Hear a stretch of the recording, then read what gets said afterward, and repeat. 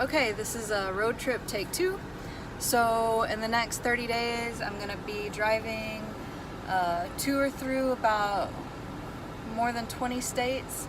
It's been my long time goal to visit all 50 states, and I had hoped to do as much as possible in my Ford Explorer, but that turned out not to be possible, so I'm taking a different vehicle instead. As you can see, there sits Old Blue. So the next 30 days I'll be mostly sleeping, eating everything in this car, and just getting out to go to the bathroom, of course, staying at a house a few times, and so I have everything I need.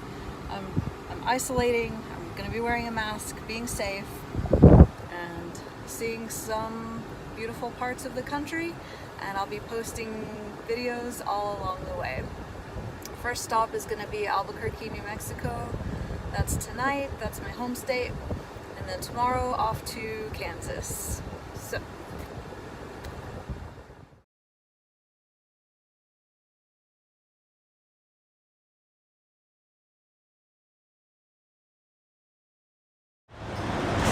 okay, so I've stopped here at Spicy Bite, Taste of India, and it's an excellent restaurant, rated top 100 in the whole world, or in the USA.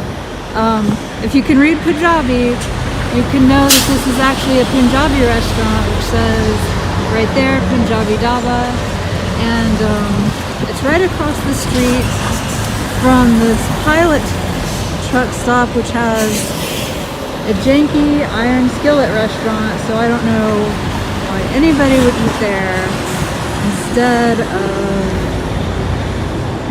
right there at Spicy Bite. Every time I come here, I eat at this restaurant, and they are open, although there's a big chain on the doors. You can order at the window. As you can see, I have my mask on, although a lot of people don't. That's okay. In New Mexico, it's a law, but whatever. So I'm gonna just walk up to the window so you can see what they've got going on. If you live anywhere near Albuquerque or Santa Fe, it's definitely worth the drive to come here. It's a super authentic taste. Amazing. It reminds me of when I was in Punjab, and I miss that food a lot, so you can get that here.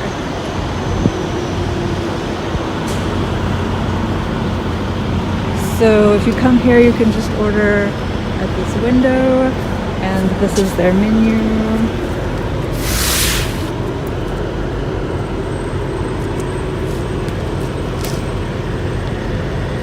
So usually they have a buffet, but because of the virus, the buffet is closed, but you can still order all of their amazing food.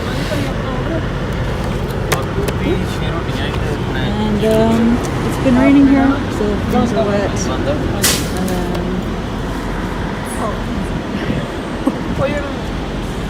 I'm just making a little video of your restaurant. Yeah, that's fine. Okay, thanks. Alright, so they're not very busy, but people have been coming and going, and I can't wait to get my food. So that's it.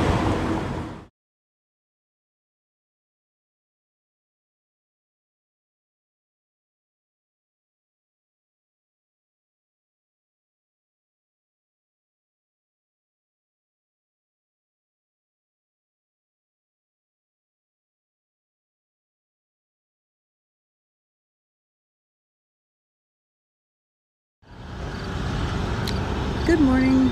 It's a beautiful morning here in Kansas. This is where I stayed the night, and here's a small playground. It's got some strange figures. This is the Petro 2 Oasis travel stop. So there's obviously gas stations, and then a Starbucks, which has Wi-Fi, which I used all night. It was quite nice. I woke up and there were police all over the place. They're super nice. They've been patrolling the lot actually like all night. There's restaurants, everything, Tesla charging stations. This place is pretty awesome. And I woke up, I probably would have slept more, but I woke up because they're leaf blowing the parking lot over here. But there's some firemen. I don't know. It's just really beautiful here in Kansas, and I can't wait to get to my next destination.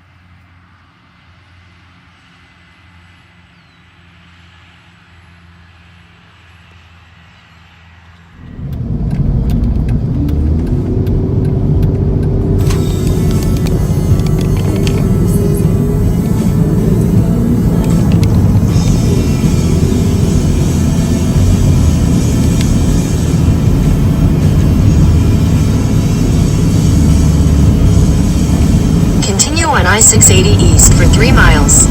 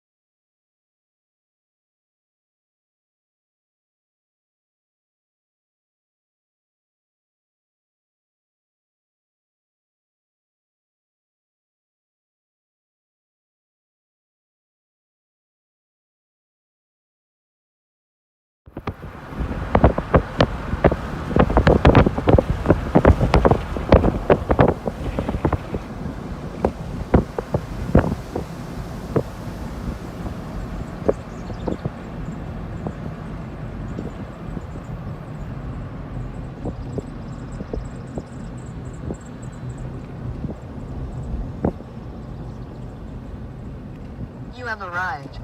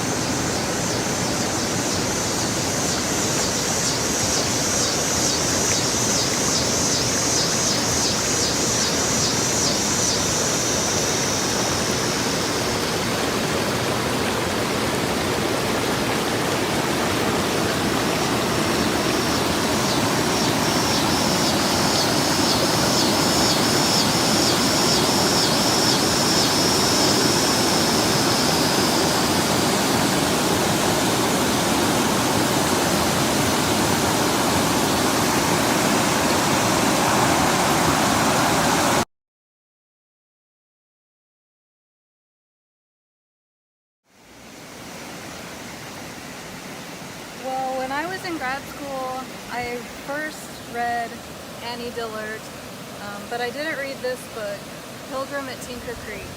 Actually, I hadn't even heard of it, but I happened to be sitting at Tinker Creek, and a few nights ago I read the first few pages of this book. It's a Pulitzer Prize winner, and I could immediately see why it had won the Pulitzer Prize, so I wanted to read to you the first few pages of this book while I'm here at Tinker Creek. The first chapter is called Heaven and Earth in Jest. I used to have a cat, an old fighting Tom who would jump through the open window by my bed in the middle of the night and land on my chest. I'd half awaken. He'd stick his skull under my nose and purr, stinking of urine and blood. Some nights he kneaded my bare chest with his front paws powerfully, arcing his back as if sharpening his claws, or pummeling a mother for milk. And some mornings I'd wake in daylight to find my body covered with paw prints in blood. I looked as though I had been painted with roses. It was hot, so hot the mirror felt warm. I washed before the mirror in a daze. My twisted summer sleep still hung about me like sea kelp. What blood was this, and what roses? It could have been the rose of union, the blood of murder, or the rose of beauty bare in the blood of some unspeakable sacrifice or birth. The sign on my body could have been an emblem or a stain, the keys to the kingdom or the mark of Cain. I never knew. I never knew as I washed, and the blood streaked, faded, and finally disappeared, whether I'd purified myself or ruined the blood sign of the Passover. We wake, if we ever wake at all, to mystery, rumors of death, beauty, violence. Seems like we're just set down here, a woman said to me recently, and don't nobody know why. These are morning matters, pictures you dream as the final wave heaves you up on the sand to the bright light and drying air. You remember pressure and a curved sleep you rested against, soft like a scallop in its shell. But the air hardens your skin. You stand, you leave the lighted shore to explore some dim headland, and soon you're lost in the leafy interior, intent, remembering nothing. I still think of that old tomcat mornings when I wake. Things are tamer now. I sleep with the window shut. The cat and our rights are gone and my life has changed. But the memory remains of something powerful playing over me. I wake expectant, hoping to see a new thing. If I'm lucky, I might be jogged awake by a strange bird call. I dress in a hurry, imagining the yard flapping with auks or flamingos. This morning it was a wood duck down at the creek. It flew by. I live by a creek, Tinker Creek, in a village in Virginia's Blue Ridge. An anchorite's hermitage is called an anchor hold. Some anchor holds were simple sheds clamped to the side of a church like a barnacle to a rock. I think of this house clamped to the side of Tinker Creek as an anchor hold. It holds me at anchor to the rock bottom of the creek itself, and it keeps me steadied in the current as a sea anchor does, facing the stream of light pouring down. It's a good place to live. There's a lot to think about. The creeks, Tinker and Carvins, are an active mystery. Fresh every minute, theirs is the mystery of the continuous creation and all that providence implies. The uncertainty of vision, the horror of the fixed, the disillusion of the present, the intricacy of beauty, the pressure of fecundity, the elusiveness of the free, and the flawed nature of perfection. The mountains, Tinker and Brushy, McAfee's Knob and Dead Man, are a passive mystery, the oldest of all. Theirs is the one simple mystery of creation from nothing, of matter itself, anything at all, the given. Mountains are giant, restful, absorbent. You can heave your spirit into a mountain and the mountain will keep it folded and not throw it back, as some creeks will. The creeks are the world with all its stimulus and beauty. I live there, but the mountains are home.